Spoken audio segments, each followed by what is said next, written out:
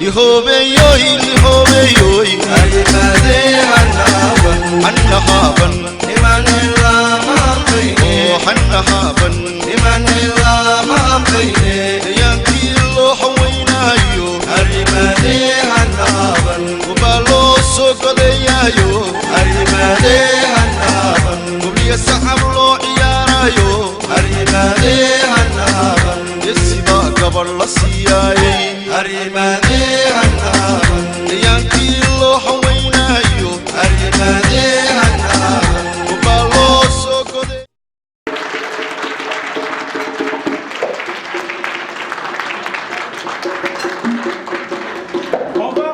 On va applaudir de manière scientifique. On va applaudir comme de la vague. On commence doucement et puis on amplifie. C'est bon? On commence doucement? Doucement.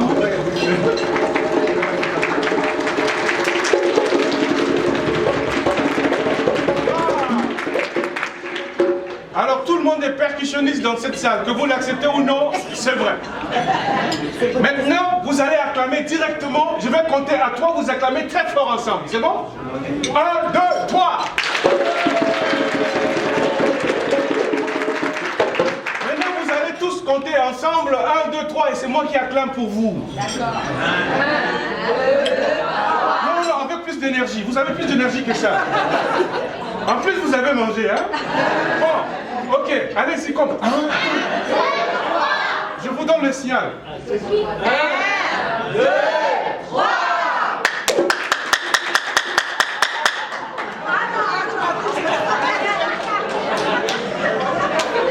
Ok.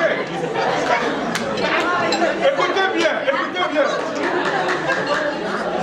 Écoutez bien, tout le monde. Là, je suis en train de compétir contre tout le monde. Vous avez applaudi, mais applaudissez très fort. Parce qu'à seul, je veux applaudir plus fort que vous tous ici.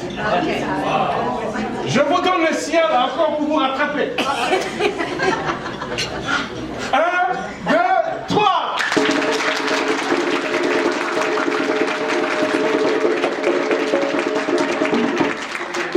Ça c'est bon. Maintenant, à vous de compter, mais avec force. 1, 2, 3. Allez-y. 1, 2, 3.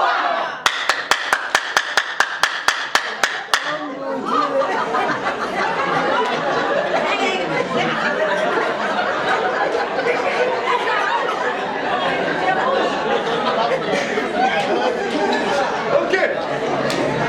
Maintenant,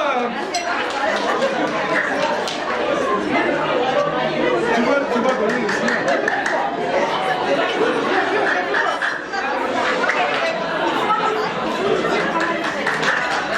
Vous allez apprendre ça. Nous allons commencer. Et ça, c'est pas fort. Ça, c'est pas fort. Ça, c'est pas fort.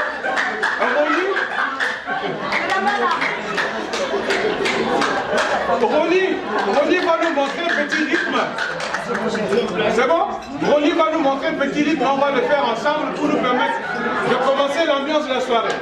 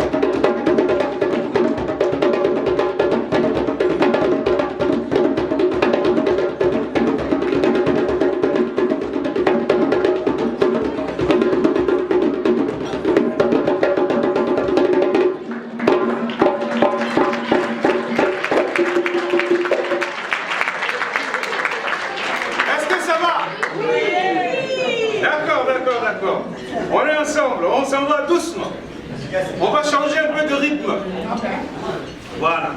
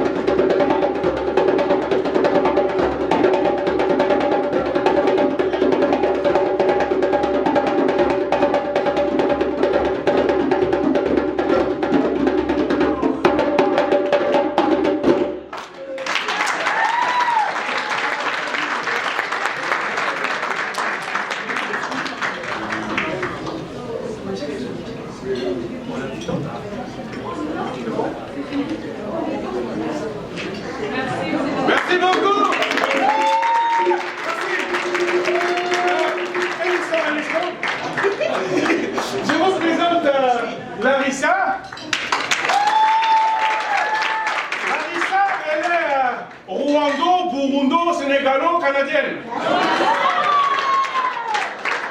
Puis, mon cher Ronnie, il fait d'Haïti chérie. C'est un dinosaure à la batterie. Ouais, dinosaure à la batterie. Vous connaissez cette expression française? Quand on dit quelqu'un est dinosaure dans un domaine, ça veut dire qu'il a la matière dans la peau. Bon, vous avez de la rhétorique dans cette salle-là. Hein? Bon, moi-même... Présentez-vous. Ben, je me présente. Je m'appelle Eric Sarah. Eric Sarah. Mon nom de famille, c'est Sarah comme le prénom de femme. Et voilà, donc toutes les Sarahs sont reliées à moi. Et généralement, elles sont les plus belles. Moi aussi. Bon, merci. Donc, je suis de la République centrafricaine. La République centrafricaine. Ça vous dit ça? Merci beaucoup. Je peux pas en dire plus. Le groupe s'appelle Tumba la Rumba. Tumba la Rumba. Tumba, dans notre tradition, ça veut dire tout ce qui est dérivé d'un son, d'un instrument. Donc, par exemple, vous pouvez prendre une fourchette, vous faites un bruit, si ça peut vibrer quelqu'un et faire danser, c'est de la tumba. Et la rumba, c'est la réaction énergique face à ce son généré par le tambour. Parce que réellement, quand tu te mets debout par rapport à un son, ça veut dire que c'est incontrôlable. Ça tombe dans la définition de la danse selon mon grand-père. Mon grand-père dit la danse, c'est un mouvement incontrôlé que tu fais quand tu es content. Merci beaucoup. Merci.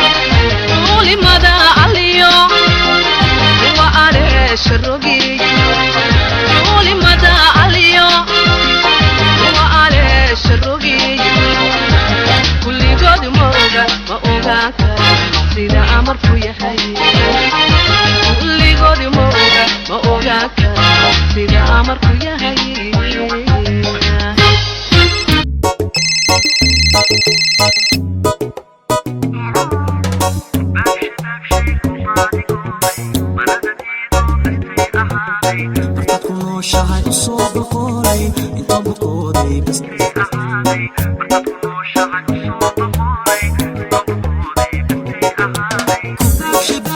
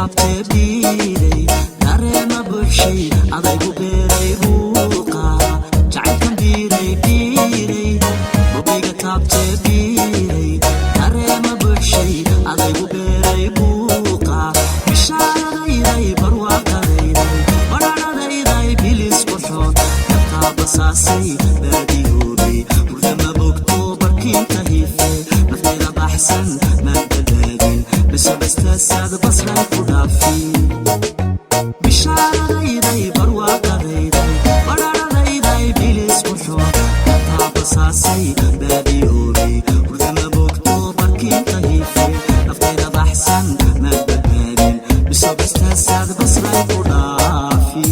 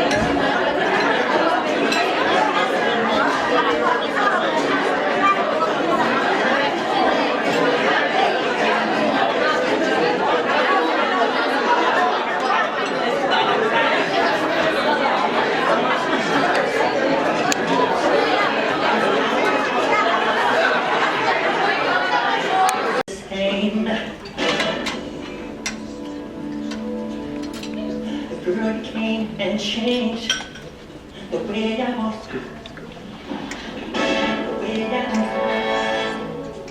I cannot explain.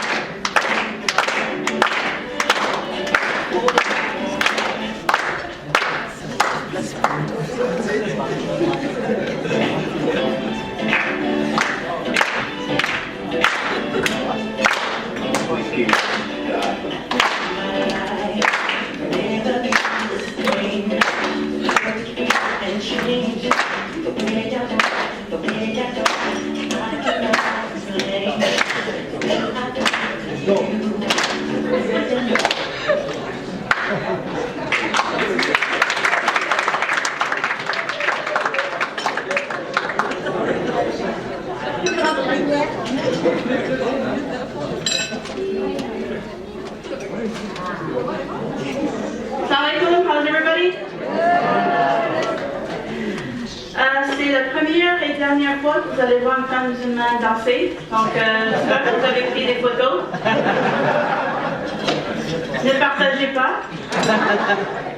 Sinon, je serai en trouble avec mon mari. Là. Donc, salam alaikum. Donc, ça, c'est une façon de se saluer en islam. On dit salam alaikum. Alaikum salam. Pour ceux qui sont musulmans, ça veut dire que la paix soit avec vous. Et pour ceux qui sont non musulmans, c'est notre façon de vous dire n'ayez pas peur.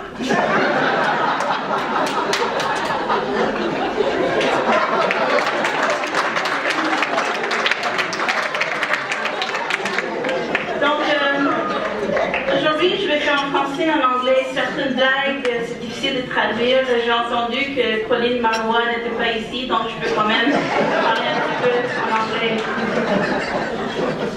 Donc aujourd'hui, je vais parler de mon voyage pour faire la comédie. Ça fait 4 ans maintenant.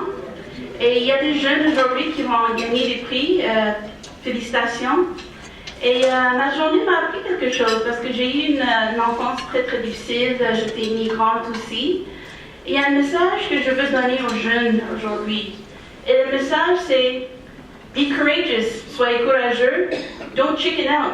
Don't halal chicken out. Standing up for me meant that I could speak out about issues that are really important for me. Issues like, the Palestinian cause, the fact that women get really hot under here, we're like a Dutch oven. And that song actually is really important for me. C'est très important cette chanson parce que ça s'appelle You Rock My World. Et puis, You Rock My World for me really means that, comedy really rocked my world. And it also gave me an important lesson never to get plastic surgery, So today I'm talking about empowerment. How do you empower yourselves as young people? Comment vous allez avoir la puissance de suivre votre rêve? Mon truc, c'est que chaque jour, je fais une petite pas vers mon rêve. Et mon rêve, c'est d'être une grande comédienne. Et il me reste beaucoup de chemin. Il y a mes enfants qui sont assis là-bas aussi, qui sont très embarrassés. Ils vont, en fait, mon fils a déjà quitté la salle. La chaise est vide, vide.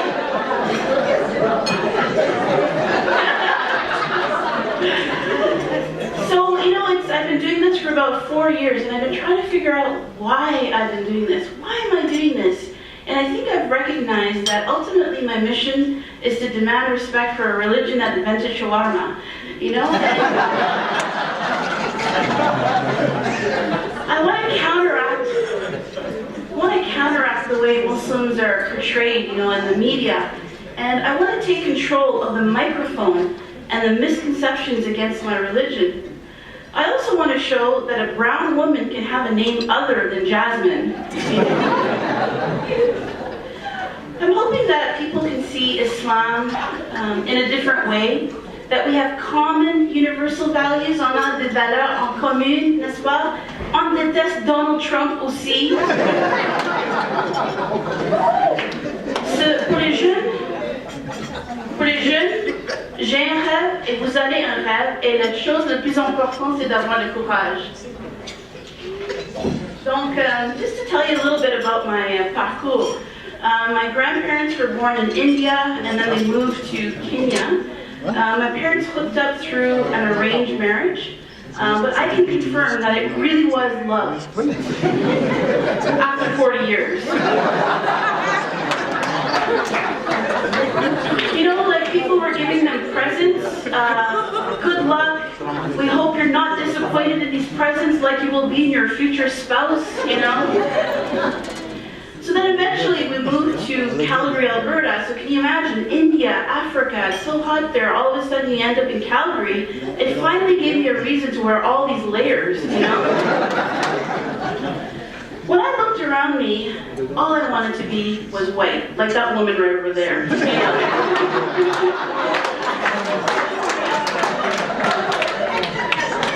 Until I ate their food and saw them dance.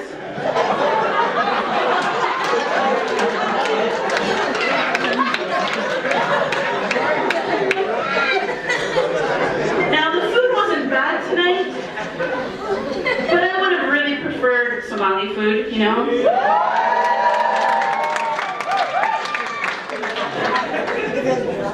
As an immigrant kid, my parents had high hopes for me, you know? They either wanted me to be well, I remember this one time actually, I went to my dad, you know, I said, Dad, you know, I have a dream. I want to be an artist. And my dad said, Beta, which is like an Indian deer, said, Beta, it is pronounced engineer.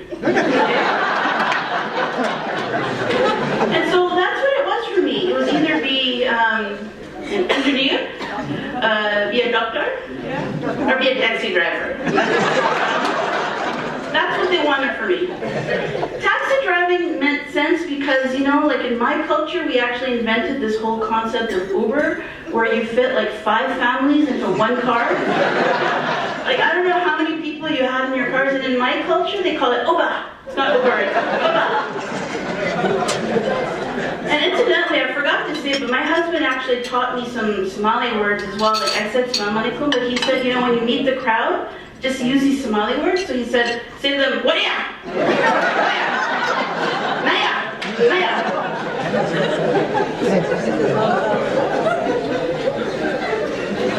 So,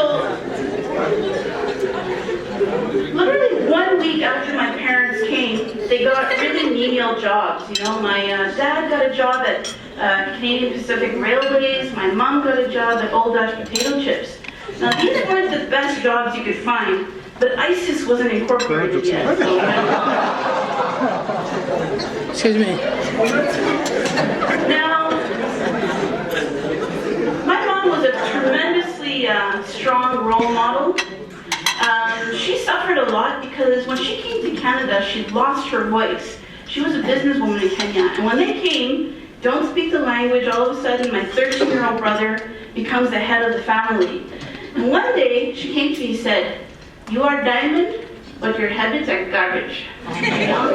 And I think what she meant was you have to try harder, you know? And my uncles actually, my mom's brothers, they've studied at Cambridge, at Oxford, but she never had that opportunity. And I think that really stuck with me for a long time for suffering. But I started to rebel, you know, because my brothers all had these beautiful cars, and it's really advantageous when you have 3 older brothers because white guys never come close to you, you know, because they don't want to start a holy war. You know? So as a kid in this strict immigrant household, I wasn't allowed to drive. So one day, I decided to get my dad's car key.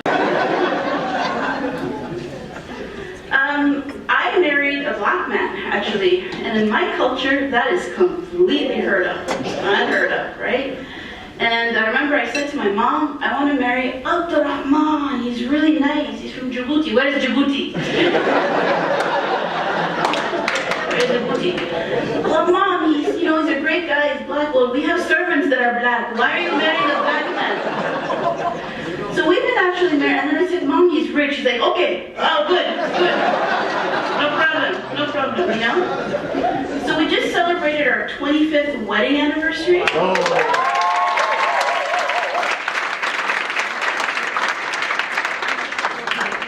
It's been hell.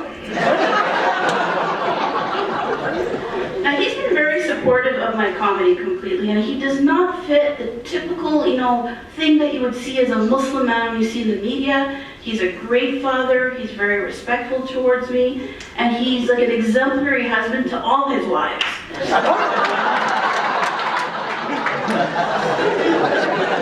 couldn't find chairs for all of them, so sorry.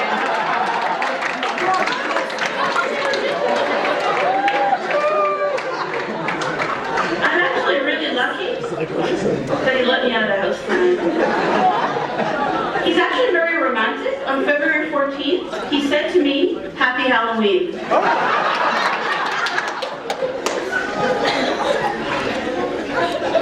So, in 2013, I started doing comedy in the comedy clubs.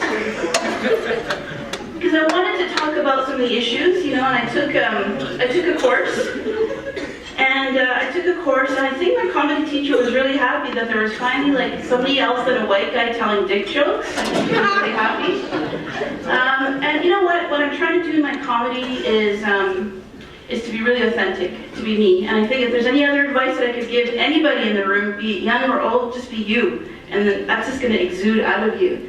And I try to live by the motto in my comedy of comfort the afflicted, afflict the comfortable. Talk about issues, take power back. I don't want to punch down in my comedy because already the Muslim community has been punched down, so much. I talk a lot about, my comedy. I talk about airports. I talk about Ramadan, or what we Muslims call the Hunger Games. People at my work, they keep on telling me, "Oh, we admire you so much that you fast." I just look at them and I just want to eat them. And it's hard fasting. I'm telling you, it is so hard. Because you have sugar withdrawal and you're irritable and you're supposed to be nice. Like I heard Netflix, they're gonna do a new documentary about it. It's called Fast and Furious. And I became a Muslim as well, and it's because my husband forced me, so I didn't really have a choice, about it.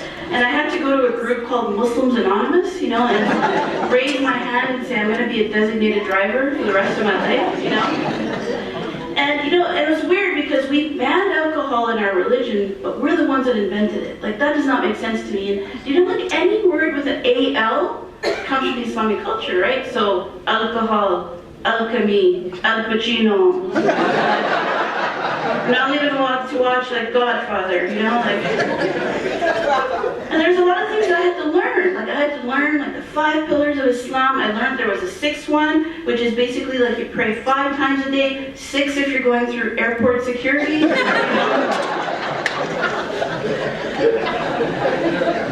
I get yeah, you've all been randomly selected. I know. And they asked the weirdest questions, and what I thought is I'm gonna try some of my stand-up comedy on this guy, right? This white guy. So he's like, "Okay, what is that called on your head?" I'm like, "Oh, it's gonna be really hard to pronounce." "No, tell me, what's it gonna be? What's it called?" It's like, "Are you ready? Okay, drink some water, roll your tongues. Are you ready?" It's called a scarf. "No, what is it called in your language, your culture, you people?" I'm like, "Oh, okay. In my language, okay, ready? It's called a scarf. A scarf."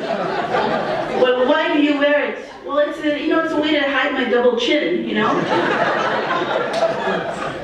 "Did your husband make you wear it?" I'm like, "Yeah, why do you think we call it hijab?"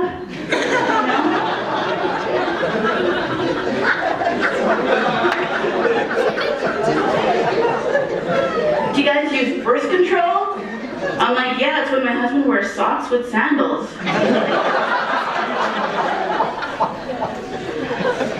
So anyway, just to say that this comedic journey has really helped me to come on stage and talk about issues, and I feel like I'm living the best years of my life. And in 2017, America's Got Talent sent me a random message on Facebook saying, "We want you to audition for season 12. I ignored it because I thought it was a Nigerian, from Spam. I had some advice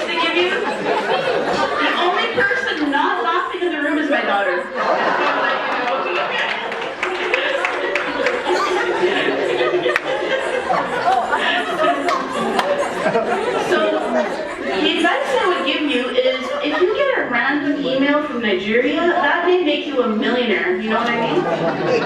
So I went to New York City, bling bling, I auditioned, I had great reviews, except I had really stiff competition, singing and dancing dogs, you know? So, it doesn't matter though, because the experience was a highlight of my comedy career. So, that's it. Today I continue on my path of self-empowerment, sharing halal beefs, building bridges, and trying to humanize Muslims. And my last message for you as youth is don't halal chicken out of life. Be courageous. Thank you.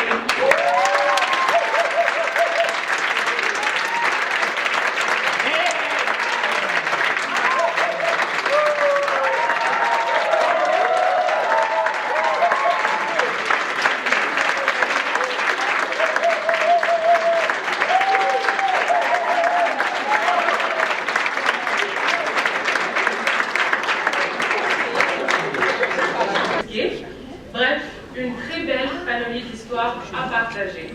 Donc, la première personne que je vais inviter, c'est Alden Halder.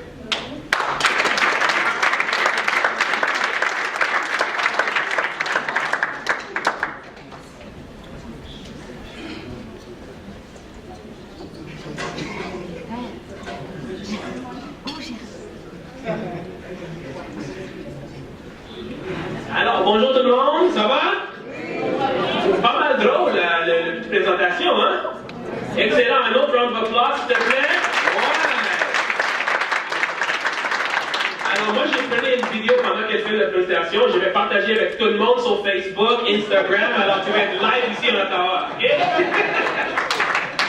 Alors, moi je m'appelle Eldon, puis je vais juste lire de cette papier-là. Je m'excuse, ma français c'est pas aussi beau que la dame qui était ici, mais en fait, je suis un anglophone qui essaie de parler en français. Merci pour votre patience, en avance. Alors, Astel, SCD, joue au soccer depuis l'âge de 4 ans. Il est passionné par ce sport. Le soccer a eu des répercussions considérables sur sa santé, gestion du poids et des résultats scolaires. Astel s'est donné comme mission d'aider les plus de jeunes, surtout des jeunes nouveaux arrivants, à s'intégrer dans la communauté canadienne d'Ottawa, de leur donner accès à une solution autre que l'adhésion aux gangs de rue. Il a vu plusieurs amis se détourner leur chemin. Depuis 2014, Astel, très impliqué à coacher entraîneur auprès des jeunes de 8 à 12 ans. Au soccer, il fait 3 heures de bénévolat par semaine. Alors, pas bien mal, Astel.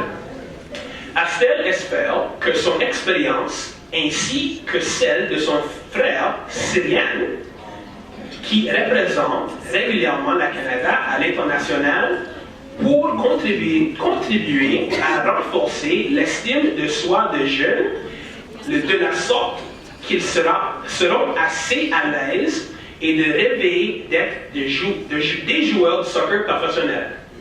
Chaque été, Astel arbitre les matchs, tous les je fais mon pratique ce soir, en fait. Les matchs des adultes camerounais de la région. Il a aussi participé des actions communautaires de la communauté camerounaise d'Ottawa, vente de garage.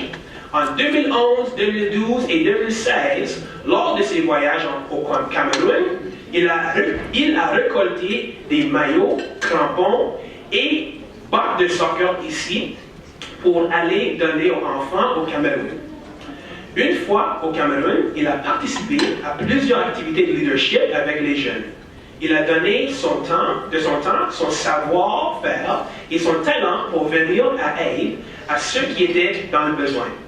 À son tendre âge de 14 ans, Astel est un exemple pour ses camarades de classe et amis. C'est un rassembleur qui travaille avec les personnes de différentes cultures. Joignez-vous à moi pour accueillir Astel SCD.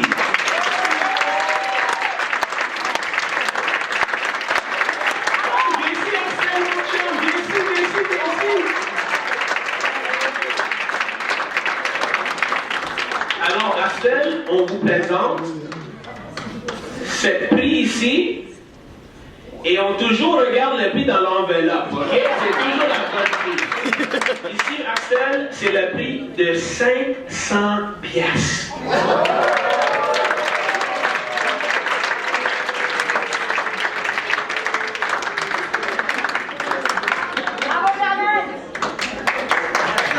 Si tu as pas pris une photo, je pense qu'ils vont prendre des photos après, ok? Merci beaucoup.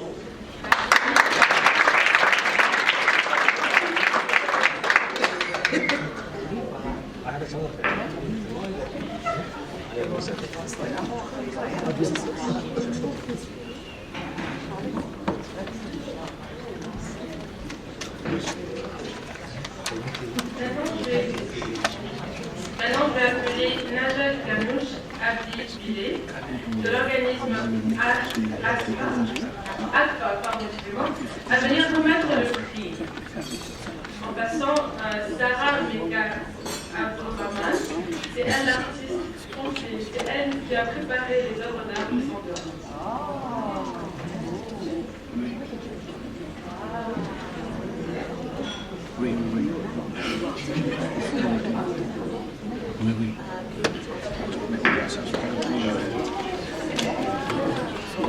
Sarah Meka Abdourahman a compris très jeune le rôle transformateur de l'art et comment elle pouvait permettre de passer un message, dénoncer les injustices sociales. Vous avez certainement eu l'occasion d'admirer son art ici ce soir. Ses activités de bénévoles prennent place dans divers milieux. C'est Sarah Meka qui, lors de la Fête nationale du Québec, faisait les henné pour les visiteurs au centre islamique de l'Outaouais. C'était l'occasion de partager sa culture et de construire des ponts avec le quartier. Alliant créativité et audace, lors de son bénévolat au magasin de design workshop, elle a aidé à créer des matériaux de conception pour le magasin, y compris des décorations de boutons et des accessoires. Sarah a été au cœur des initiatives ayant un impact sur le dialogue interculturel et la diversité. Je vais laisser Mme Najat Ganou, qui est présidente de l'ACFA, à poursuivre. C'est ainsi qu'elle a contribué à de grandes fresques exposées à l'extérieur de son école secondaire sur l'histoire du Canada et un projet de peinture murale terminé en une journée à Sandy Hill, au Festival franco-ontarien en 2016, à titre de bénévole. Non seulement elle a offert son temps comme maquilleuse et artiste au aîné, mais elle a également démontré le processus de peinture en direct pour le public. C'est aussi Sarah qui est conceptrice majeure dans son livre d'école secondaire pendant 4 ans, créant ainsi des designs graphiques. Sarah reconnaît l'influence du programme d'art visuel à l'école secondaire publique de la Salle à Ottawa dans son parcours et l'intérêt dans les arts. Récipiendaire de plusieurs prix et bourses, Sarah a mis son pinceau au service de la communauté. Joignez-vous à moi pour accueillir Sarah Meka Abdourahman.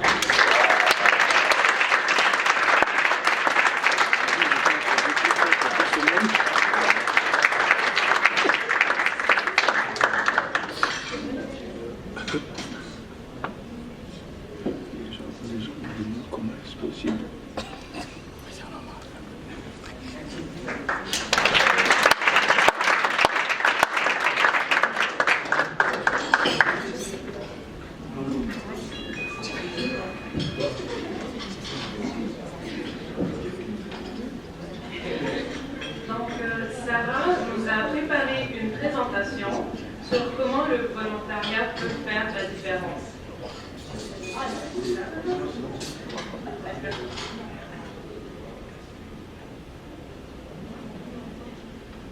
Bénévolat Fête nationale du Québec, Centre islamique de l'Outaouais.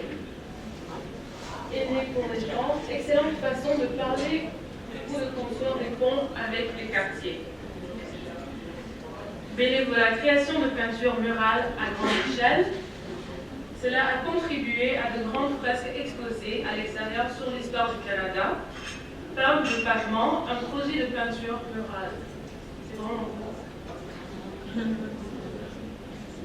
Après, elle a fait du bénévolat festival franco-ontarien artiste au Rémi, et aussi elle a démontré le processus de peinture en direct pour le public. Bénévolat annuaire, programme scolaire, contributeur et concepteur pour mon livre d'école secondaire. Prix et bourse, elle a reçu le prix pour le concours Young at Heart de la ville d'Ottawa. Art Battle, elle a fait un concours contre 12 adultes et elle a gagné 2 prix.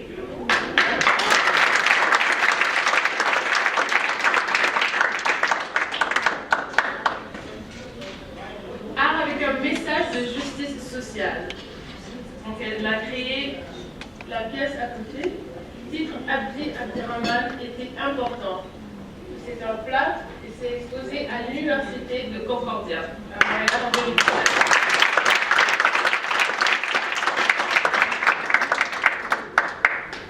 Thème la crise syrienne. Le titre Arthur comme Alan Kurdi. C'était fait avec l'acrylique et exposé aux galeries de Miko. Quelles sont ses inspirations? Stephen Biko, Gandhi, Malcolm X et aussi l'acrylique.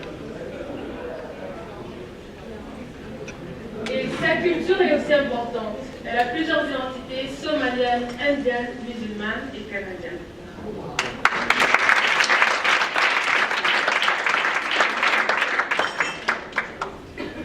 Qui est Sarah?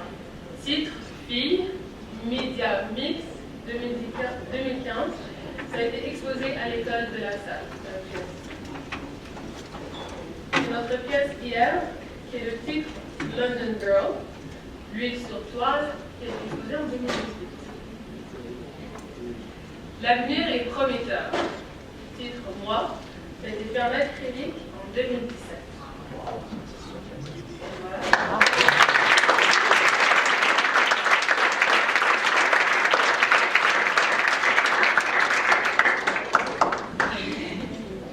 Merci beaucoup Sarah pour la présentation.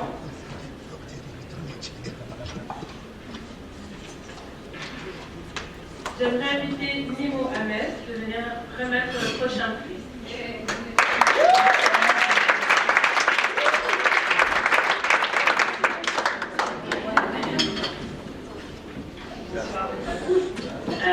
Braden Jean-Baptiste joue un rôle de leader auprès de la jeunesse dans son église locale. C'est lui qui organise bénévolement les soirées d'activité à travers la conférence annuelle. Il organise avec d'autres jeunes provenant de d'autres églises. Il crée des cercles de réseautage afin d'aider les jeunes à faire des meilleurs choix et d'éviter d'être attirés vers des situations négatives. Il a un impact positif sur sa communauté. Il est reconnu pour son sens de la planification. C'est pour cela qu'il est un head à l'église où il est en charge de la coordination de l'accueil. Motivateur né, il a un mot d'encouragement pour tous les jeunes. Il est un moniteur à l'école. Le dimanche, il enseigne aux élèves entre 7 et 9 ans. Braden est aussi responsable du groupe de danse Youth of the King, organise les pratiques de danse, planifie les événements où les jeunes peuvent présenter leur danse. Ce qui pousse Braden, c'est avant tout la réussite des jeunes. Infatigable et très soucieux, il a le souci, la volonté de faire un changement dans la vie des autres. Excellent joueur et passionné de soccer, il entraîne bénévolement les jeunes de 10 à 14 ans. On peut dire que sa persévérance, son souci, sa volonté de voir d'autres jeunes garçons réussir se démarquer sans remarque. Joignez-vous à moi pour accueillir Braden Jean-Baptiste.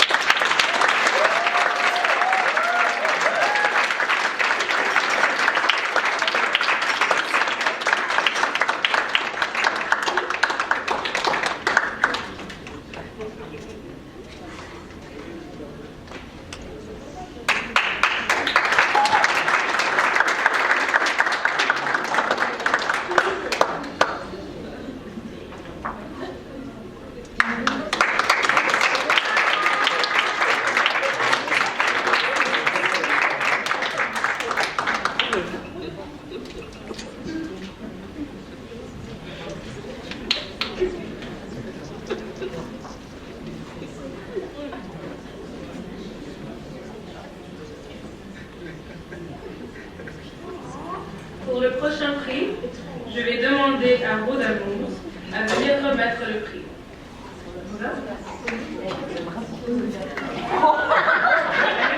Roda une fois, Roda deux fois.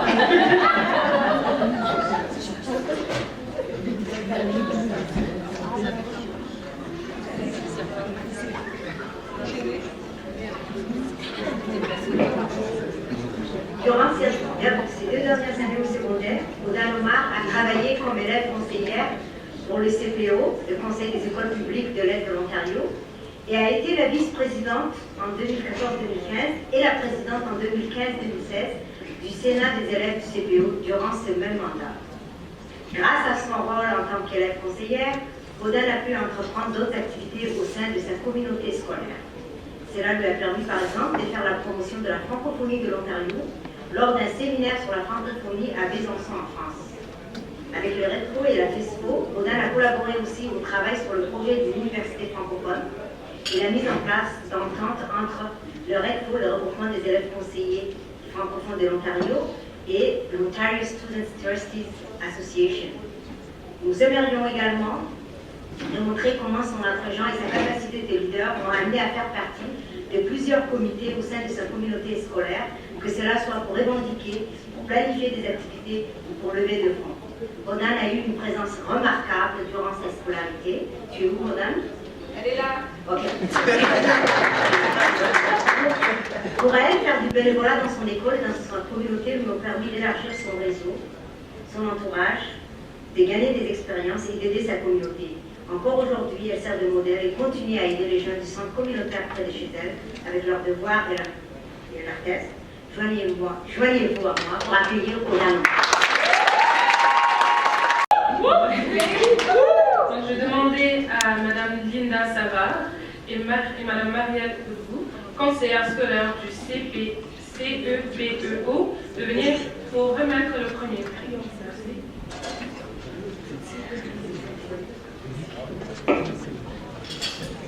Bonsoir tout le monde. En 2016, Zine Hamed, alors étudiante en 4e année de sciences biomédicales à l'Université d'Ottawa, a entrepris une levée de fonds pour venir en aide aux réfugiés du Yémen dans le camp d'Oubak à Tajoura. Zine avait été profondément touchée par l'indifférence vis-à-vis de la guerre du Yémen et de son impact sur sa population. 2,2 millions de personnes ont été déplacées. C'est avec ses propres moyens et grâce à ses réseaux dans le milieu universitaire qu'elle a suscité une véritable mobilisation autour de la cause de 36 000 réfugiés yéménites à Djibouti. Elle a pu amasser une somme de 10 000 $, dépensant ainsi son objectif de 8 000 qu'elle s'était fixé.